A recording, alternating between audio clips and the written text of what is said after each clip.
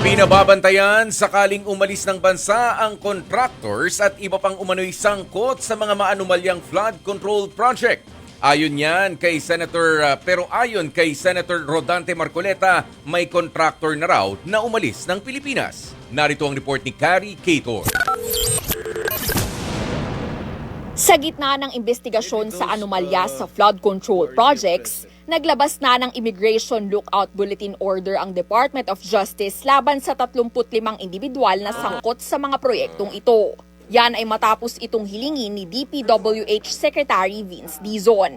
Kasama sa listahan ang mga contractor ng flood control projects tulad ni na Alex at Raymond Abelido ng Legacy Construction, Sara Diskaya ng St. Gerard at iba pa. More than making sure that they don't leave Mangulo. What the president wants to show here is he is sending a very clear and strong message to everyone that we are serious. Hindi ibig sabihin na kapag kasama sa lookout bulletin ay bawal nang umalis ng Pilipinas ang mga nasa listahan. Para lang daw ito sa monitoring.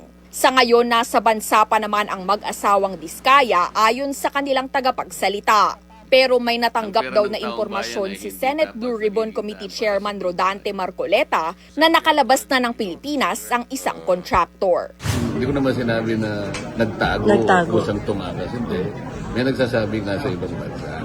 Pabor ang ilang senador sa lookout order. Ang daing pera ng mga yun. Di ba? Kayang-kaya nun, mamuhay sa abroad. O paano yun? Wala na tayong hahabulin. Pag umalis ka, that is an admission of guilt.